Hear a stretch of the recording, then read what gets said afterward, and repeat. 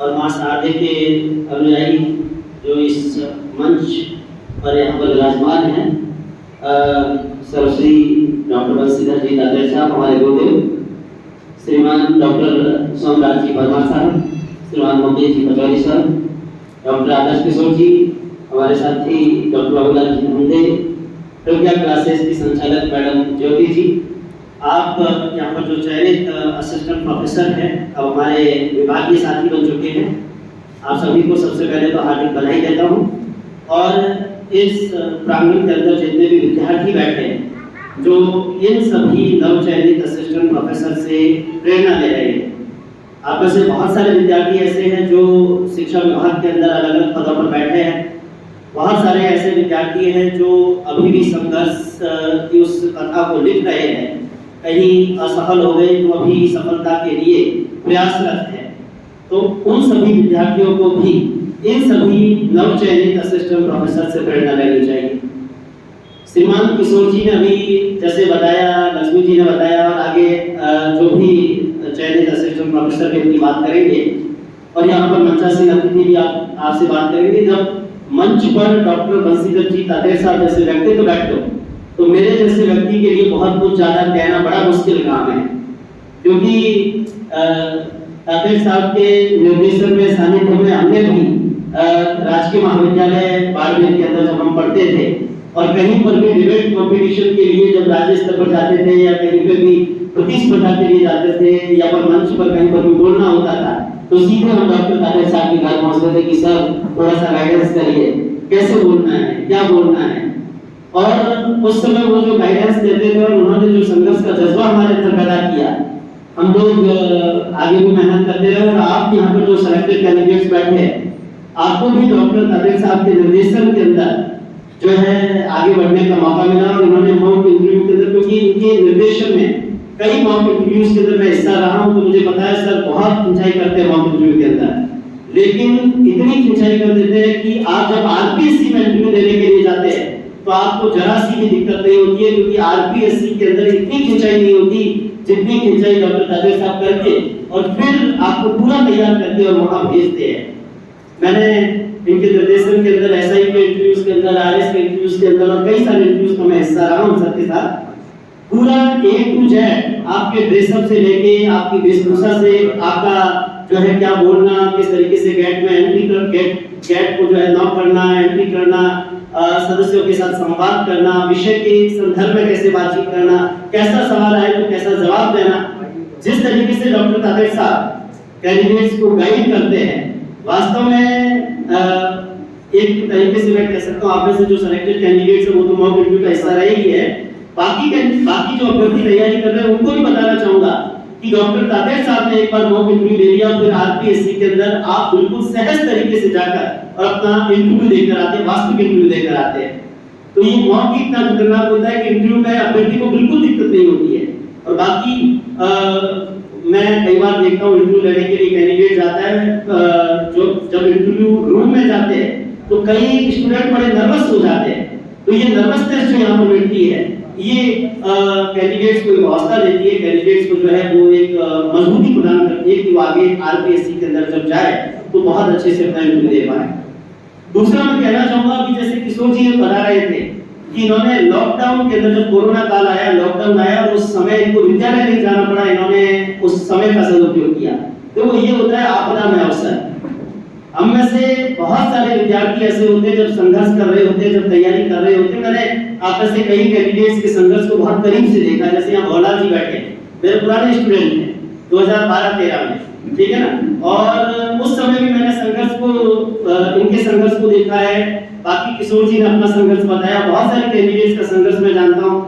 देखिए संघर्ष भगवान उसी के भाग्य में लिखता है जिस पर भगवान को भी भरोसा होता है कि ये यार बेहतरीन खिलाड़ी है। बाकी हर व्यक्ति के भाग्य में ऐसा संघर्ष नहीं होता, और जो बेहतरीन खिलाड़ी होता है वो उस संघर्ष को झेलता है, उस संघर्ष को करते हुए और अपनी सफलता की इमारत को लिखता है। तो किशोर जी, भवला जी और समस्त जो सेलेक्टेड कैंडिडेट्स हैं, जो वो कई बार बहुत सारे स्टूडेंट अनसेलेक्ट हो जाते हैं और उसके बाद कहते हैं कहीं ना कहीं हम क्या करते हैं उचित स्थापन लगाते हैं, यार आरपीएससी के अंदर कैसे चलते होंगे, या फिर हम लोग कहते हैं कि यार इंटरव्यू के अंदर कोई बड़ी अप्रोच चलती होगी, हमारा नंबर नहीं आता।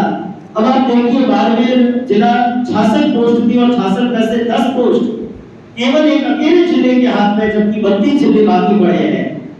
आप के सामने ये प्रत्यक्ष उदाहरण है कि जो मेहनत करता है उसको आखिर में एकदम सफलता भले ही मत मिलो, लेकिन आखिरकार मेहनत करने वाले विद्यार्थी की मेहनत जाया नहीं होती। और जो मां सरस्वती की पूजा करता है, जो पढ़ाई करता है, जो लगातार मेहनत करता है, उसकी मेहनत एक दिन जरूर जो है वो सफल हो जाती है।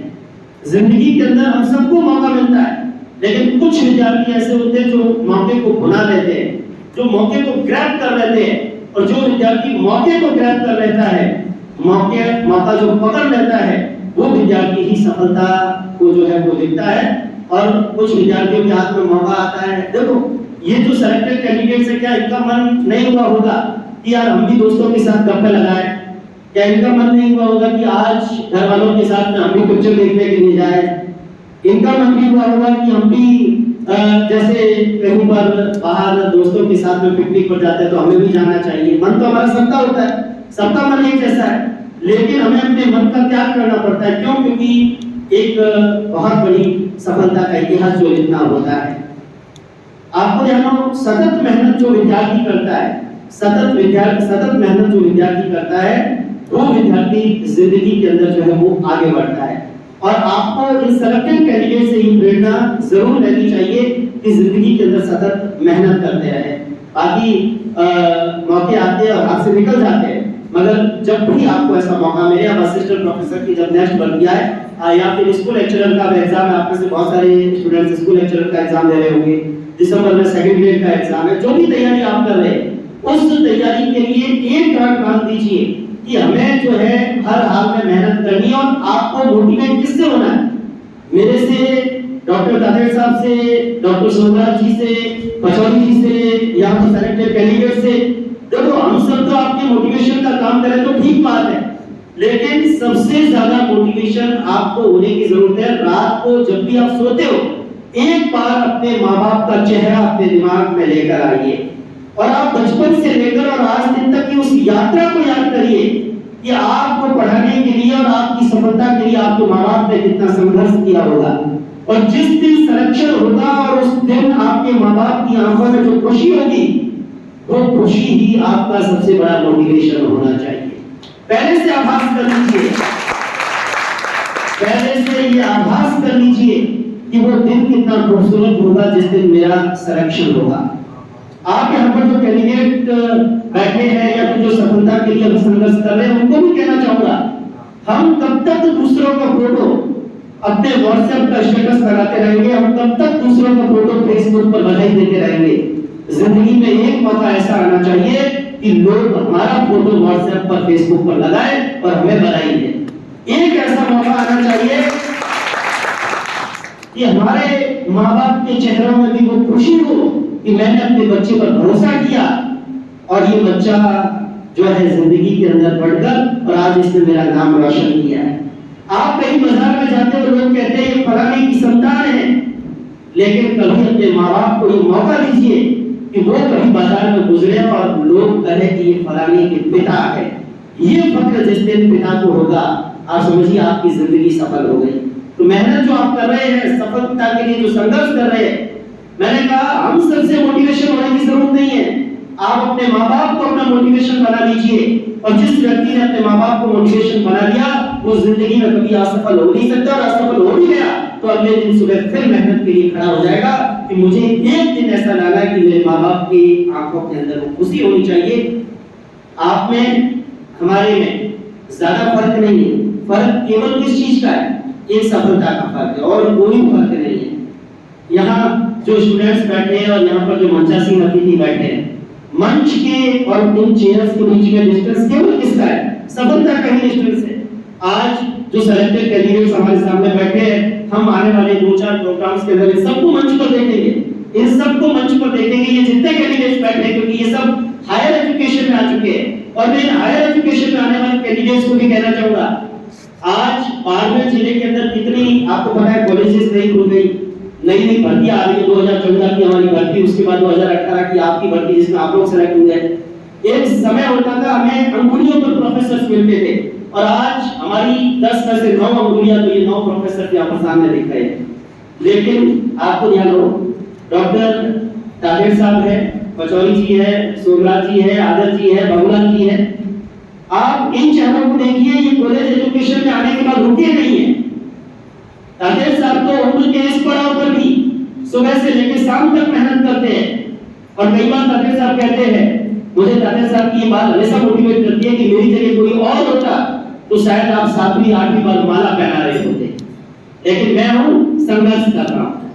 आपको यहाँ 72 साल की उम्र में भी व्यक्ति सुबह से लेकर शाम तक दौड़ रहे हैं आपको मोटिवेट करने के लिए। और सर का सपना है कि बारहवीं में भविष्य के अंदर मैं एक ऐसी टीम बनाकर जाऊं जो आने वाले दिनों के अंदर आरएस टका तक, आईएएस टका तक के इंटरव्यू ले, और यहाँ से अभ्यर्थियों को मौका देने के लिए बाहर न जाना पड़े, और यहाँ से